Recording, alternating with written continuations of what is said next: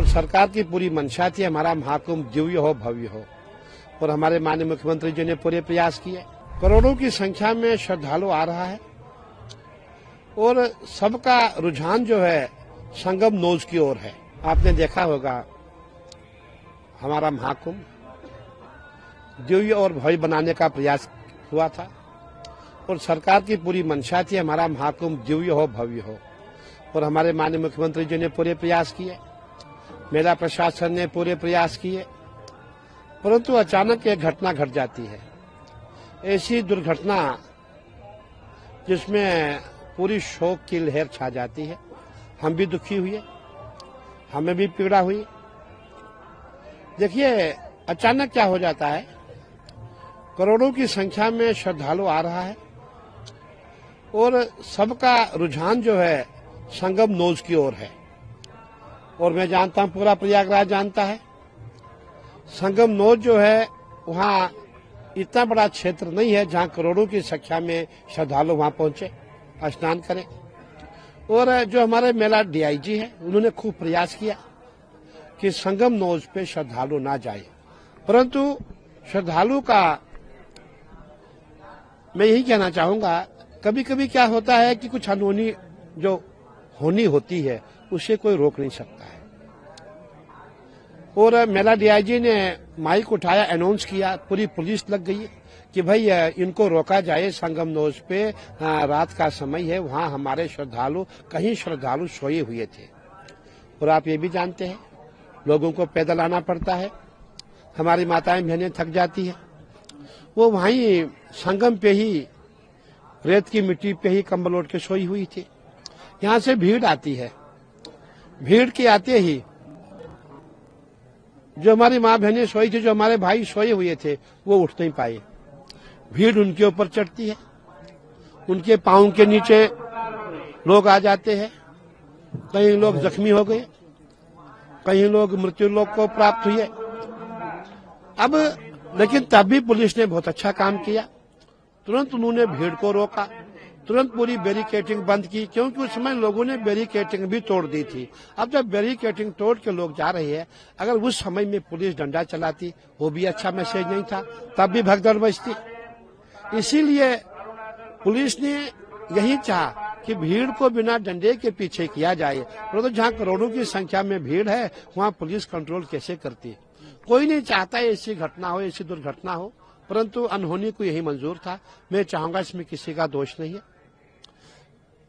आपने देखा होगा हमारे सनातन विरोधी है, उन्होंने हमेशा हमारे सनातन धर्म का अपमान किया है, जितने भी हमारे महापर्व होते हैं उसका अपमान किया है।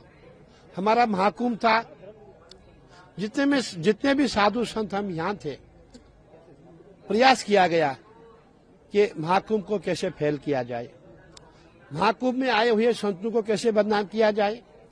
आपने सोशल मीडिया देखा होगा, हमारे यूट्यूबर जो वामपंथी लोग थे, कभी भी उन्होंने अच्छे संतों को नहीं दिखाया। उनका प्रयास रहा जो नकली संत है, जो पागल संत है, जो बदनाम संत है, उन्हीं को दिखाया जाए, ताकि जो मेला जितने भी हमारे सनातनी समाज में बदनाम हो। और मैं ये कहना चाहूंगा, मेले में मेला प्रशासन ने अपनी भूमिका बहुत अच्छी तरह से निभाई है और अब हमें जो हो चुका है वो हो गया। अब हमें जो आने वाला स्नान है उस पर ध्यान केंद्रित करना है। हमारा बसंत पंचमी का स्नान बहुत अच्छा हो, दिव्य हो, भव्य हो, अब ये प्रयास किए जा रहे हैं। लेकिन उत्तर प्रदेश के पूर्व मुख्यमंत्री और समाजवादी पार्टी मुखिया अखिलेश यादव, उन्होंने एएनआई से बातचीत की है एक्सक्लूसिव। उन्होंने कहा है कि जिस तरीके की व्यवस्था का प्रचार प्रसार किया गया उस तरीके की व्यवस्था नहीं थी। अब चाहिए कि जितने लोग मिसिंग हैं उनकी एक रिपोर्ट सरकार बना करके दे, और व्यवस्था ठीक नहीं थी कहीं ना कहीं। देखिए जो मिसिंग की बात आप कह रहे हैं, हमने भी देखा, हमारे अखाड़े से भी करीबन 12 लोग मिस हो गए थे। हमने फोन किया, हमने पुलिस को भेजा, वो लोग नहीं मिले, लेकिन वो लोग कल शाम को पुलिस लेकर के हमारे पास लेके आ गई। पुलिस का पूरा प्रयास है, जो भी हम सूचना देते हैं, जो भी हम जानकारी देते हैं, जो मिस हुई है उनकी खोज की जा रही है। क्या वो अस्पताल में है, क्या वो किसी और कैंप में है, पूरा खोजा जा रहा है। मैं ये कहना चाहूंगा कि इस समय हमें किसी पे आरोप लगाना उचित नहीं है। हमारा प्रयास यही होना चाहिए, हमारा महाकुंभ अच्छा हो। और जो लोग ये कह रहे हैं, जो आरोप लगा रहे हैं, मेरा ये मानना है जितना विरोधी पक्ष है, जो सनातन विरोधी है, इन्हीं के कारण इनकी नजर इस मेले पे लग गई। मुझे कहने में कोई संकोच नहीं है, जो हिंदू विरोधी है उनकी नजर हमारे महाकुंभ पे लग गई, इसीलिए ऐसी दुर्घटना घटी है। आपने पहले कहा कि कहीं न कहीं कोई साजिश। बिल्कुल, देखिए आपने देखा होगा कहीं भी जब महाकुंभ होता है, आपने ऐसे भी देखा होगा कि उस समय कहीं लोग बीच में अनजान बन करके कोई ऐसा कुछ पत्थर मारेंगे जिससे पूरी जितनी भीड़ है सब तितर बितर हो जाए, धक्का मुक्की हो जाए। इसलिए ये भी जांच का विषय है कि अगर हो सकता है किसी की साजिश हो, इसीलिए जो कमेटी का गठन हुआ है बहुत अच्छा हुआ है और कमेटी अपना काम करे। और मैं समझता हूं कि बहुत जरूरी है कि अगर किसी के द्वारा ऐसा हुआ हो उसको सामने लाया जाए।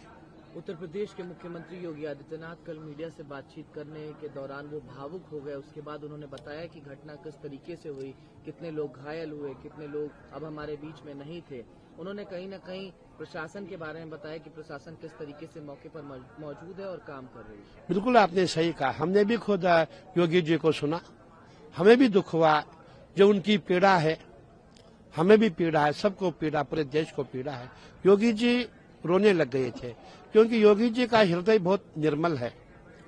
और योगी जी ने ये भी कहा कि जितने भी हमारे जो भी मेले में आए थे, जिनकी मृत्यु हुई है, उनको 25-25 लाख दिया जाए। अब हमारा मानना है कि जांच तो होगी, अवश्य होगी,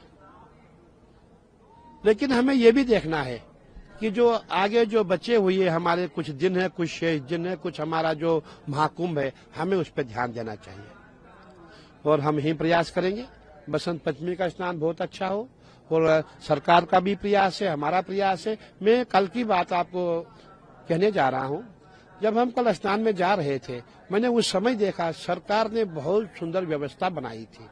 जो भी हमारे अखाड़ों के स्नान होते हैं, हमारे साथ लाखों की संख्या में श्रद्धालु होते हैं, संत महात्मा नागा सभी हमारे साथ होती है, माताएं बहनें हमारे साथ होती है।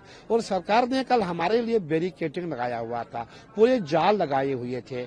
और उसके पश्चात हमें स्नान के लिए पूरे घाट को बहुत ही सुंदर रूप से बढ़ाया गया था। तो कहने का तात्पर्य सरकार ने अच्छा काम किया था और आगे भी अच्छा काम करेगी, लेकिन किसी पे दोष लगाना उचित नहीं है। मैं अंत में यही कहूंगा कि जो हमारे विधर्मी है, जो हमारे सनातन विरोधी है, उनकी नजर जो है इतनी खराब है, उनकी जो नजर है इतनी बुरी है कि जिसके कारण ये भगदड़ मची, उनकी नजर हमारे मेले को लग गई। मैं यही कहना चाहूंगा।